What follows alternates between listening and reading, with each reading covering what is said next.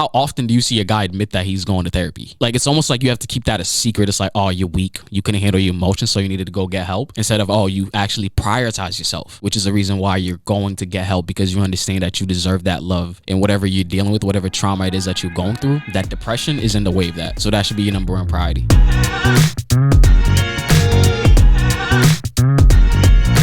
Hello, my name is Chance, and you are listening to A Chance to Strive. Before we even get into it, I just want to say happy Thanksgiving. I hope you guys had an amazing time. I hope you got to spend a lot of times with your loved ones, your family, your friends, I hope you guys seen those cousins that you don't normally see often, but then every single time you see them, it's kind of like, yeah, that's my guy, or like, that's the girl I really mess with.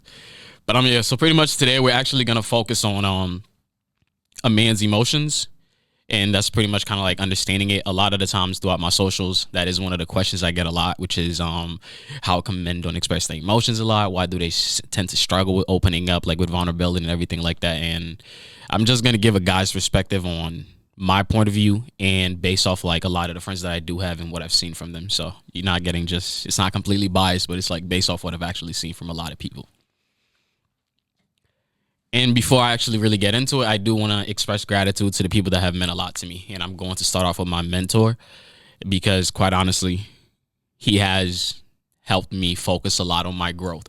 I think he was the person that really made me hold myself accountable for my own actions, because I felt like I got so good at bullshitting myself and like lying to myself like about like my ideal self instead of my actual self. That's a psychology term. It's pretty much like what you think of yourself and what you actually are. But for me, for the most part, I feel like a lot of the times, like, I was never honest with myself because I didn't want to be like, I didn't want to admit that I had so much to work on. But I'm like, years later, I'm like, because I actually accepted where I was at because of him. He pretty much told me like, yo, it's okay where you're at right now, but you know who you got to be. So you got to work towards that.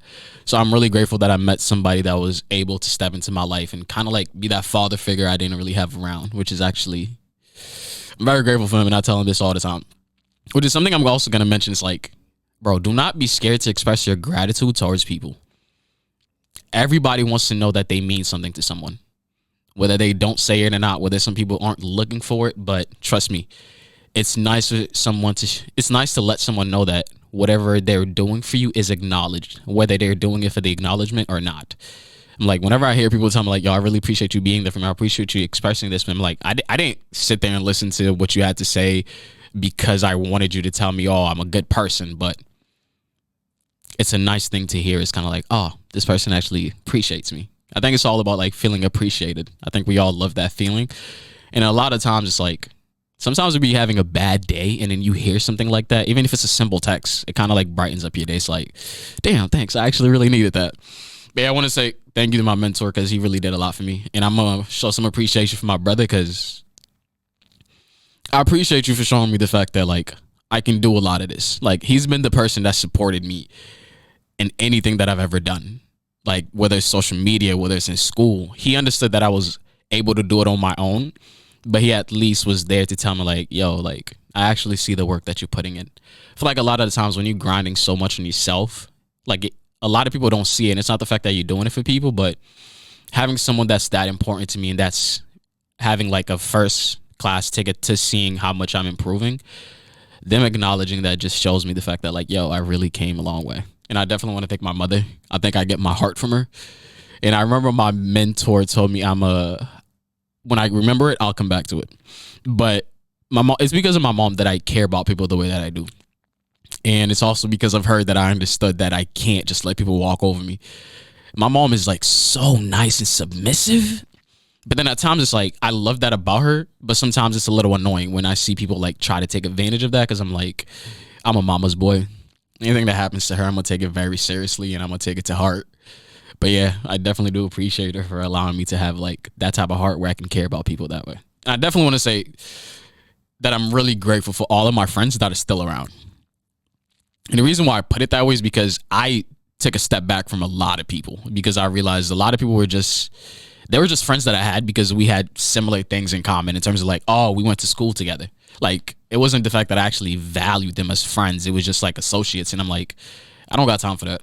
And I don't even have time for friends. It's either your family or you're just someone I look at as an associate. And I could care less for people that I don't share a genuine bond with. The thing that my mentor said, it finally clicked back. He pretty much called me a founder of hearts. And it was pretty much like someone who's capable of like taking care of people's hearts. And like when he told me that, I was like, damn, I've never had someone give me that great of a compliment. And like that stayed in my head till to this day. And I remember like he told me this literally senior year. I'm in my junior year of college, which is insane that I still remember those exact words. So when I say express gratitude, trust me, those little things that you tell people, it sticks. And it also helps reemphasize like when somebody truly thinks of them. It's like, oh, I'm not just the only person that thinks of this about me. Someone actually sees me for that. All right, now to change the focus and to actually get into the breakdown of the actual show. Like I said today, the title of the show is pretty much Understanding a Man's Emotions. And we are all aware of the fact that a lot of men tend to not express their emotions. But the one thing that I do want to emphasize is the fact that men do have emotions. It's not like we just have this switch and we just completely flip it off. We feel. It's just at times like we're not necessarily sure how to express things. And I think one of the main reasons why it's so hard for a lot of men to express their emotions, I think it's like the societal pressure. Like a lot of people want to define what a real man is supposed to be like. And I think for me, having a mentor that was so much older than me and being an actual man, like I looked up to him and like he didn't fit the description of what a man is supposed to be like. Aggressive, someone who's assertive and all that extra stuff. Like that wasn't him. But that is probably like the ideal version of what a man should be when I'm thinking of my growth and like what it is that I see for myself. He is the person that I think of because he had so much of those qualities and traits that I wanted to work to pretty much get. And yeah, I think it just makes it so hard when the whole world is trying to tell you who you should be. And you're in the process of trying to figure it out. And when you figure out, oh, I'm somebody who likes art. And then people tell you, well, this isn't how the world works. Art is more of a feminine thing because it expresses your creativity. That's not what you should really be focusing on. But I think that's really like, even for me, like a lot of the times, like I remember like growing up, there's a lot of things that I refrain from doing or things that I refrain from saying because I'm like, if I say this, people are going to look at me a certain way because I'm a guy and this is not what a guy should do. But I think if you focus too much on what society tells you what you have to be, you're never going to figure out the person you're actually supposed to become. Because society is just, it's literally just what people want to accept. Like, it's just the norm. I'm not trying to fit in, so the norm doesn't apply to me. Like, I want to stand out. Like, I want to be myself. And I feel like a lot of people try so hard to be different. But the thing you're forgetting is, like, dude, you being you just makes you different. There's only one of you. I promise you that. So a lot of men, they just struggle with being able to find their identity because they just don't think that the person they are is what a man should be like. And I'm here to tell you, bro, trust me. A man, like, whatever you want to be, whatever type of person you want to be, get to that, and that's what a real man is. Not by looking to your left and to your right, you're not going to find that answer. Just focus on who you're meant to be. And I promise you, what everybody else thinks you're supposed to be doesn't really matter. One of the things that men struggle with a lot is like this idea of being vulnerable, like letting people in, telling them about their stories and everything like that. And I think the reason why men tend to struggle with this a lot more than women is because as guys, we don't have too many outlets where we get to practice our vulnerability, like where we actually get to put it on full display. A lot of the friendships guys have, like, yes, they'll be so close. But the thing is, a lot of guys don't express their emotions to each other. And one of the biggest parts of that is like, yes, they're scared because a lot of other, like, I know at times where I've been in certain groups of guys and there's that dude where it's kind of like misogynistic, like OD, like it's just way too much. Like anything that may seem feminine, they'll bash it.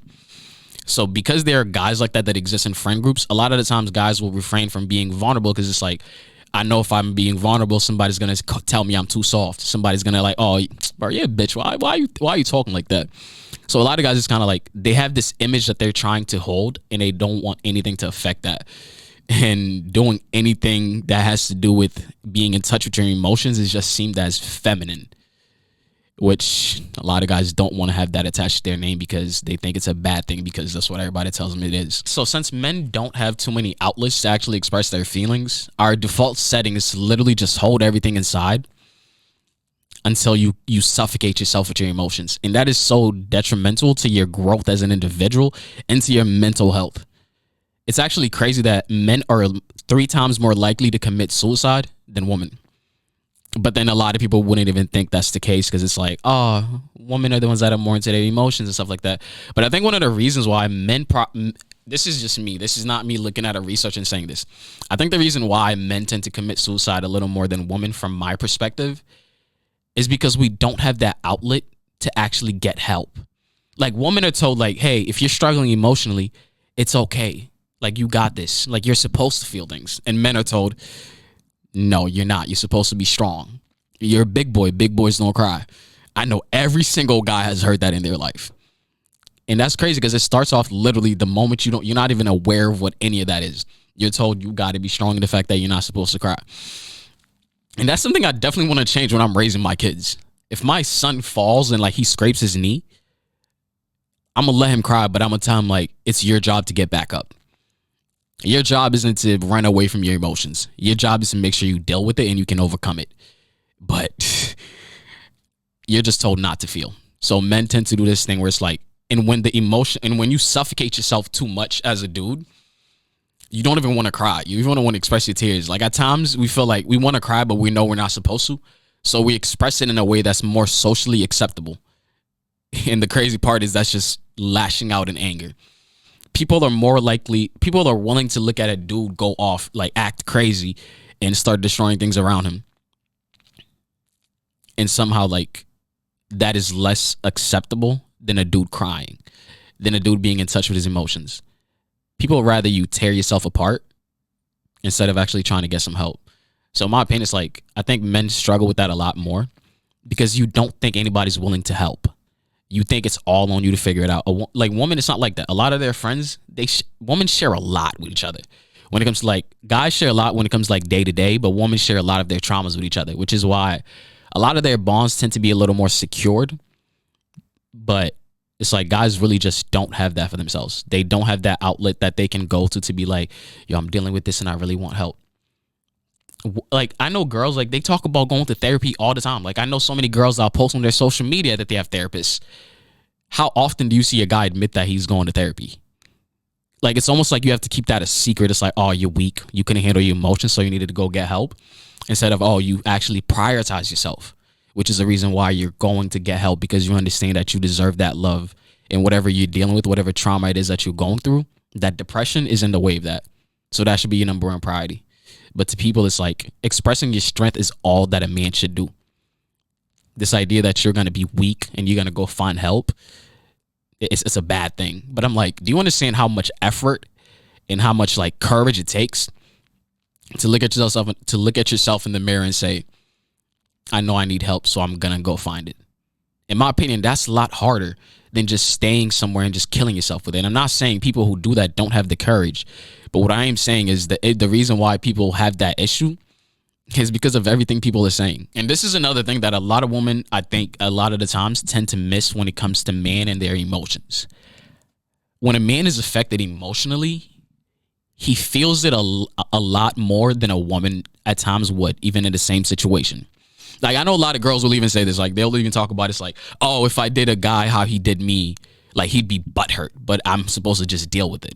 The thing is, it's like, because the norm is to be a dude who doesn't care about you don't care about your emotions. You're this person that's supposed to be aggressive, assertive, and you don't care about nothing else but that. Your emotions, you could care less for it. When you're someone and when you're a dude and you're aware like that is the norm, and you choose to be different, like you choose to be something that everyone doesn't want to see for the most part. Like, yes, when you go people to people, it's like, yeah, I want a guy who's in touch with his emotions, out of this, out of that. But to the rest of the world, that's not how it's conceptualized. So when a guy's choosing to be different and he still gets hurt, knowing that he could have been like every other guy and protected his emotions, it's like, damn, what am I being different for? Like, I could have done this, I could have done that, but then I chose to be a completely different person and I'm still getting hurt. All that happens in their heads is that thought process where it's kind of like, what the fuck was it for? Like, was it really fucking worth it? Me being a great person, trying to be in tune with my emotions, doing this and doing that other people would not do, and somehow I'm still getting hurt. So I think to a lot of guys, when that does happen, that's the part that makes it so much harder, because you don't want to go through that multiple times knowing that you're not even supposed to do what you're not even supposed to do what you're doing currently. When we're looking at a man expressing his emotions through relationships, I think one of the thing a lot of women tend to miss is the fact that our emotions doesn't seem like a priority as much as we make your emotions our priority.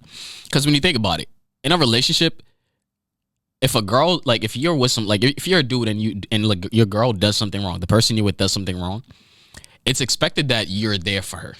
Even that she's the one that messed up, you're there for her. You're like, it's okay, baby. Like, I know we're gonna do better. You got this. But then when a guy messes up, it's not necessarily like that. Like a woman gets a shoulder to lean on no matter what. Like that's the expectation. That is what people will tell you.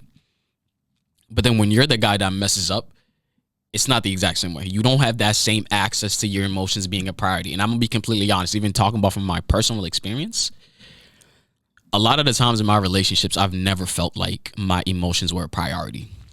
Or at least I've never felt like my emotions were prioritized as much as I prioritize theirs. And I'm gonna even like give this story to explain like how bad this is, right?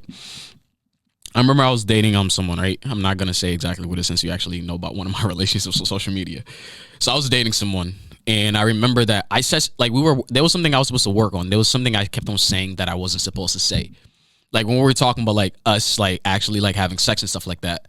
For me, I would be like, oh, like the word fuck. And it's not a very lovey-dovey term, but it's what I'm so used to saying. And I was like, oh, I'm gonna work on that to make sure I don't say it. Because I'm like, every single time I say it, I understand that to her, she just feels like what we're doing isn't necessarily making love. It's less about the intimacy and more about the physical part, which that's not what it was. But when I said those words, that's what it triggered. So I understood that I had to work on that. And I remember once I said it and I was like, damn. I was like, my fault, baby. Like, I'll do better. And she was like, it's okay. I know you will. And then she hugged me. And when I tell you, I didn't even know how to respond. Like that was the first time I felt like I was in a relationship where I messed up. And the girl chose to worry about my emotions because she knew I felt bad for it instead of like how I made her feel. But then the part that made me feel so bad about that situation was, why am I not used to people treating me the way that I treat them?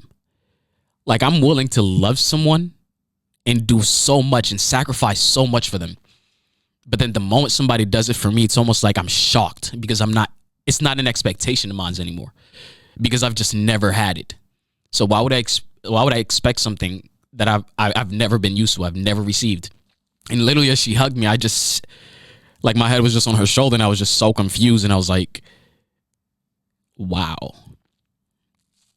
Like I felt great that she did it, but even in that relationship, like we were a few months in, and that was the first time I've ever felt like my relationships was a priority, and that was just crazy to me. But then that's the thing that a lot of guys deal with. Like we're in relationships and we don't think that our emotions is a priority. Because the thing is, I know so many of my friends that say this exact same thing, right? You'll be with someone, and then they mess up, or like the guy messes up, and then it's completely on them to fix everything. And then let's just say the woman messes something up, right? On their end, they're mad at the situation that happened because their emotions was the one being affected. But even then, you can't prioritize how you feel. Why? Because I can't keep on being mad the whole entire time. Because once you start feeling bad, I feel like I gotta be that shoulder for you to lean on. I feel like I gotta tell you it's okay. You got this. Like it's okay, babe. Like I'm gonna be fine. I know you didn't mean it. But we don't really get that. Like I feel like it's just not the same for both genders. Like when the roles are reversed, it is very different. And even like the simplest concept of like a breakup, if a dude leaves a girl, half the time people think, oh, he gave up, right? But then if a woman is the one that ends the relationship, the story tends to be, oh, she knew she deserved better. So it doesn't really tell you about how people like perceive people's emotions, like when it comes to a dude's feelings and a woman's feelings in relationships. When a girl leaves, she knew she deserved better. When a guy leaves, he didn't want to work hard enough. In other words, the dude's emotions is never the one that's put on the forefront. It's always how the woman feels. The story always follows her emotions. And a lot of guys, and although a lot of women will say this, it's like, why is this dude so nonchalant?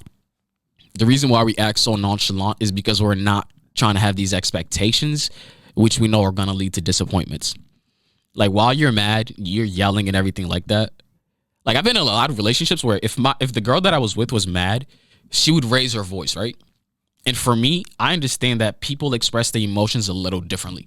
Sometimes when somebody's angry, that is the time where you will find the most truthful shit out of their mouth. So at times, what would I do? I wouldn't look at it like, I'm like, damn, why is you yelling at me? Like, tone it down. Like, there are times I'm like, I know you feeling this way because you care so much about me, or else it wouldn't have affected you that much. So I'm like, whether there's a piece of anger, I'm gonna look at the part that actually matters, the part where I actually have to prioritize your emotions and not just my ego. Oh, somebody shouldn't be yelling at me. Like, I don't care. You're expressing how you feel because I affected your emotions. That is my only priority. When have you ever heard a woman say it's okay for a guy to express his emotions with me, with even if he's angry? You don't. You only worry about your emotions because you're like, when he starts yelling, it makes me feel a certain way. So I'm gonna tell him to not yell at me. And I'm not saying like I'm not saying like in an aggressive way. I'm just talking about like this idea of raising your voice. When a woman raises her voice, majority of the times a dude will let it slide because he's like, I'm supposed to prioritize how she feels, and she's expressing that in a way that I don't necessarily like. But but what she's trying to say behind it is what I care for. But I've never gotten that. Any relationship I've ever been in, every single one of them, the moment I raised my voice even a little bit, I had to dial it down. I had to feel bad for expressing how I really felt because her emotions were affected. And she wouldn't come to me and tell me it's okay that I raised my voice. She'd just tell me, oh, just keep on expressing it in a different way. So in other words, my emotions wasn't the priority. How she felt as I was expressing my emotions was a priority. So yeah, the one thing that I'll definitely say is when a dude is very nonchalant in a relationship, it's not always because like he doesn't want to feel anything. A lot of the times you have to ask yourself, like, am I making my man feel like he can express himself to me and that he doesn't have to worry about my emotions in the process? Because realistically, that's how it should be. If I'm expressing how I feel and I have to worry about your emotions at the exact same time, understand that is the exact same concept as walking on eggshells. And when someone is walking around eggshells as they're communicating with you, they will never tell you how they fully feel because they're afraid part of the truth may hurt you, and that's what they're avoiding. And you got to understand, you got to be willing to let your man hurt your emotions by what he says at times. I'm not saying like he needs to bash you, but there are certain things where it's kind of like you're not going to be happy hearing it because he felt a certain way, but because he felt a certain way at the end of the day means it's something you should be prioritizing. Yeah, so pretty much the other segment is pretty much, I call it like the steps to fix / help.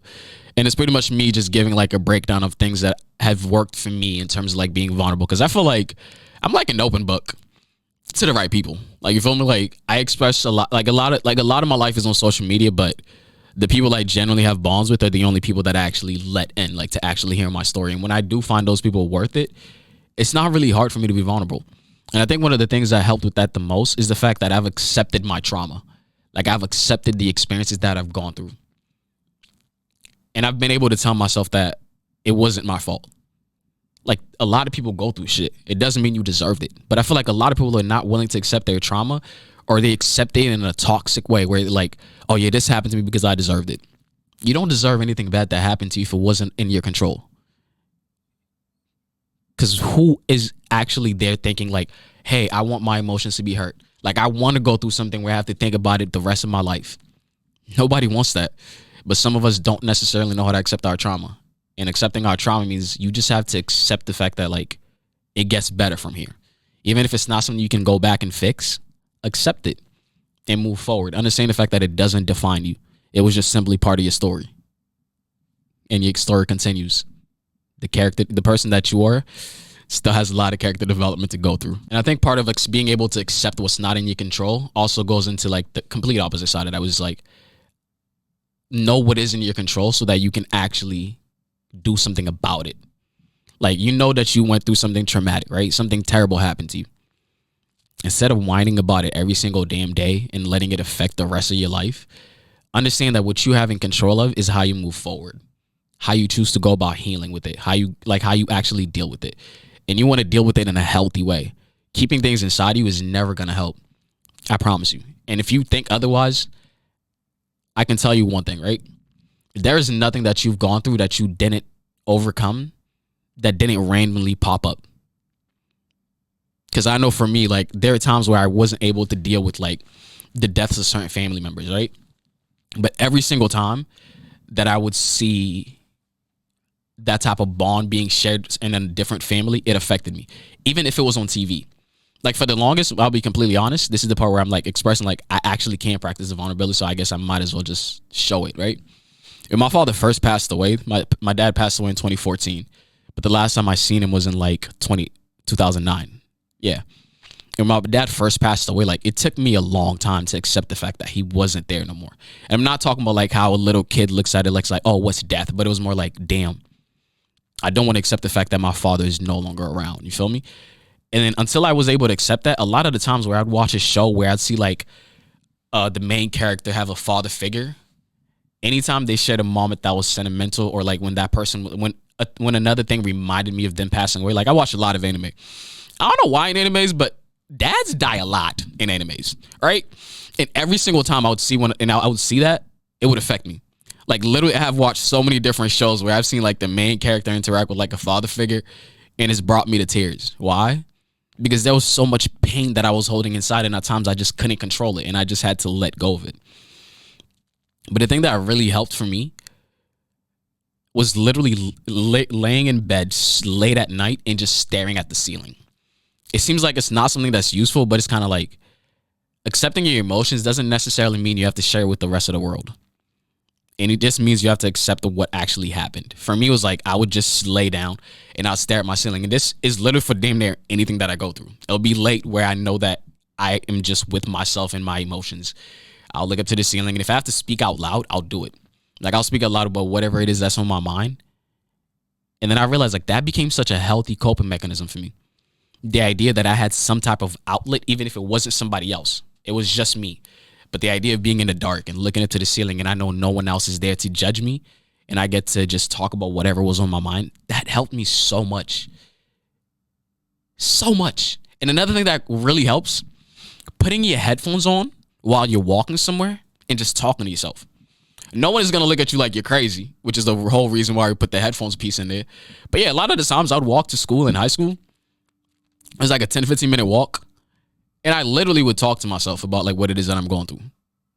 And to other people, could that be looked at as crazy? Of course, but I don't give a fuck what you think. The priority is me. Like I care about me. You're not going to care about me. So why the fuck am I going to care about your opinion? So whatever it is that works for you, figure it out and do it. As long as it's not toxic and it doesn't affect anybody else, that is the only thing that should matter to you. And the last thing I want to add on before I switch over to this little Q&A section for our Instagram is do not judge situations based off the outcome. Judge it based off the effort that you put in. Because I know like so many people are willing to bash themselves. And I know this is like true for a lot of guys, but it applies to anybody, right? Like you'll go through something, and because you weren't necessarily successful, or you didn't figure everything out, you look at that experience like it was something terrible. You look at yourself like a failure. But realistically, it's kind of like you're not supposed to look at situations of whether it went the way you wanted it to or not. It's like, did you do everything you could? The answer is yes. Then if the answer is yes, you have nothing that you're supposed to regret because you did your part. You did everything that you were in control of. And that should be able to satisfy you. And until you get to a point where that satisfies you, you're going to feel like there is so much more that you could be doing. And that feeling isn't great because it's constantly going to make you feel like you're not doing enough. It's not going to motivate you necessarily. At one point, it's just going to be that thing where it's kind of like it drags you down. It almost becomes a burden when you don't think anything you do is enough. All right, and now this is the part where I actually posted on my Instagram. I was like, ask me a few questions and give me topics. Some people gave me topics and some people gave me questions, and I was like, yo, I might as well just do a little quick Q&A towards the end of the show. All right, somebody just told me sex. I think they want me to make that a whole topic, and I actually may make it a whole episode, but I think like I'm gonna give my overall standpoint on it, right? Like it was a question, like sex question mark, and I'm gonna just take it from my point of view. The one thing I do want to say is about sex, like in a quick little answer to it. Sex matters in a relationship. I don't care what nobody tells you, bro, but sex matters.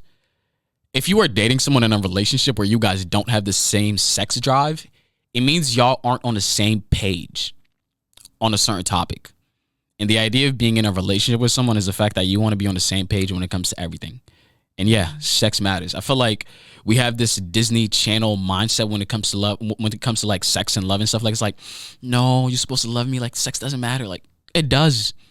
Like, imagine being with someone who's like damn near a sex addict. Not like an actual addict, but like someone who has a lot of hormones. And me as their partner, I'm like, I don't like having sex like that. Do you understand how often that person will feel like like their pleasures are unfulfilled? The idea of being with someone is the fact that you can provide everything it is that they need. And if sex is one of them and you're incapable of providing that, it is not wrong for a woman to say, I can't be with this dude because he lacks something that I want in that part of sex. And also, this is the part where we look at the double standard part. You cannot tell a dude he's a dickhead because the reason why he left was because you guys were not on the same page when it came to sex. Because I feel like the moment it's about the guy, everybody looks at it as in, oh, he didn't want to be with me because I didn't want to have sex that much. But then when it's a woman, it's like, oh damn, like he didn't want to give you what you wanted all the time. It's like, bro, no, it's the exact same thing. The dude wanted something, you couldn't give it to him. He left.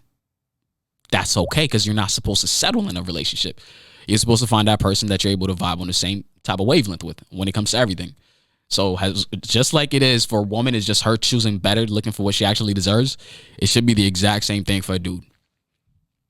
And it's like, somebody asked a question, they were like, how do you stay self-motivated? To be honest, I still struggle with this. I'm going to be completely honest. So I'm going to tell you what it is that I'm doing that's helping me work on it. I think for me, it's kind of like I do a little reality check, right? I tell myself, what is it that I want? Like, what do I want my future to look like? And whenever I find myself getting in those slumps where I'm getting way too lazy and not doing what the fuck I'm supposed to be doing, I just think about those things and I remind myself, if I don't stay on my grind and if I don't do what it is that I'm supposed to do, my dreams aren't just going to happen. Unless I make it happen, it's not happening. Nobody's going to hold my hand and baby the fuck out of me to get to where I need to be. I'm not 5 no more. I'm 21. This is the part where I learned to take control over my life. Because if I don't, I'm fucked. And I actually want to be someone who's successful. This idea of being complacent, this idea of like, oh, all I'm going to do in my life is work a 9 to 5. No, I want to get to a point where my kids won't even be able to receive financial aid when they're going to college because their parents will be well off to be able to pay that out of pocket. That is what I want for my future. And if I'm not able to make that happen because I'm too lazy, I will look at myself like a disappointment. And I promise you, when I'm in my 40s, 50s, that's not what I want to look at myself as. I want to look at myself as like when I get to my 50s, I want to look at my 20-year-old self and I want to be grateful for him because he was able to make everything happen because he actually stayed on his fucking grind. Like he made those sacrifices that he needed to make. That's what I want for my future. So that's how I stay self-motivated. I tell myself that all those things that I want to happen, that future that I want to have, me being lazy isn't going to get it to me. And me looking for motivation elsewhere isn't going to get it for me. And I promise you, for the longest, I couldn't be that person for myself. So I just made it that future that I wanted for myself. And that future that I want for myself isn't going to change. The details may, but the situation I want to be in, isn't going to change.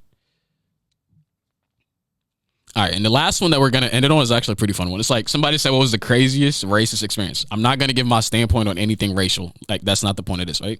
It's literally just me going to explain the experience. So pretty much, I had like 2 instances where it happened. One of them was just really rude. And I don't know if she was being really rude because I was black. But I'll go as far to say it was definitely because I was black. So we were in line, right?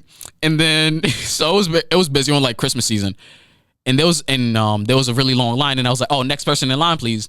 And then this lady started walking towards me, but then somebody else was in front of her that actually was coming to me. I was like, "Oh, sorry, ma'am. This lady was here first. I'll just take her, and then I'll take you after." And then as I'm literally taking that customer, the old lady that I told like, "Oh, it's not your turn yet," while she was with another cashier, like as the cashier is ringing her stuff up, all she's doing is just staring at me, and I'm like, "Yo, I'm not even your cashier." Like, why are you just staring at? You know when you can feel somebody's eyes stare at you? And I'm not going to hold you. Whenever somebody tends to do, like, something mean to me, I'm the person where it's kind of like, I'll just laugh in your face. Like, I don't have the time to put all this energy, like, all that negativity. I don't got time for it. Like, I don't fuck with that. So I looked at her and I see her staring at me. I'm like, why are you trying to frown at me? I'm like, you look mad dumb. Like, I literally looked at her and I was like, okay. Like, is that supposed to be doing something? Like, do you get something out of this? And I was just laughing. And then she finishes, right? And then she walks out. But then she stops at the door and I notice it and I'm like, and then she stares at me and I'm like, okay. And then I'll just look away. I'm like, oh, next person, please. And then she walks back in that line and comes to me and looks at me in my face and says, I hope you have a terrible holidays. And I'm like, what? I'm like, what the fuck did I do to make you hate me that much? That you want me to have a terrible holidays? I'm like, that's like the best holiday anybody's looking forward to. And you want mine to be terrible? Like, I'm not that bad of a person. You got mad at me for you fucking up. That made no sense. But I remember the other one that was like really bad, and it all happened at that same Walgreens. I don't know why my experiences have been at that Walgreens, but that just what ended up happening. So this lady comes and she's trying to return something, right? But then she couldn't return it because she had no receipt and it was mad long ago. And we're literally trying to work with her. We're like, you know what? We'll give you store credit so you can still buy something else in the store while you're here. And she's like, yeah, but where I'm going has no Walgreens. And I'm like, yo, we're like a convenience store pretty much, just very bougie. There's so many different things you can buy here. You're literally inside the store. You came to the store and she was looking around for stuff in the first place and then tried to return something. I'm like, bro, you saw nothing you could just buy. You could have bought a drink. You could have bought a pizza, something. And then she comes up to me like, we're not able to this. She's like, oh, you know what? I guess when you're not Hispanic, things just don't happen for you. And I'm like, I'm black. I'm not Hispanic. I know, like, I'm Haitian. And I'm like, I guess because, you know, my skin color is a little lighter and you don't expect that. I'm like, and I did have my hair done in a way where I guess I looked more, you know, Hispanic and stuff. But I'm like, how's that? And that was like my first real experience of like with racism and stuff like that. And I'm like, how's my first racism experience for the wrong race? Like somebody really got mad at me for being Hispanic and I'm not even Hispanic. And I looked at my manager. I'm like, I'm black. And my manager was like, it's okay. And my manager was actually Hispanic, but I'm like, she was talking to me. I'm like, I'm not the one that's Hispanic. And the idea that you really just said some shit like that was just like, bro, like people are really ignorant. Like y'all are ignorant as shit. And this is the whole reason why I will continue to kill the negativity with positivity. Because whenever I just started smiling in her face, she just got mad. And I'm like, that's not my fucking issue, bro. Like, you handle your terrible ass life somewhere else. You're not going to put that shit on me. And that right there is the end of our podcast. Yeah. All right. I just want to say thank you for tuning in. I just want to say one more thing. Like, because this is kind of like the Thanksgiving episode that y'all are getting a week late, I really do want to express how grateful that I am for every single person that supports me. Even those people that didn't make it to the end of this video and you watched the first 10, 15 minutes, I really just want to say I appreciate the fuck out of you. If you're tuning into this to any of the platforms where you actually listen to them on, whether that's Apple Music or that's Spotify, I just want to say make sure you tune into that so that way you get the notifications every time a new episode drops. And for the people on YouTube, please hit me with that subscribe and give it a like too, you feel me? Like, it don't hurt. All right, this is my podcast, A Chance to Strive, and it was nice talking to y'all. Out.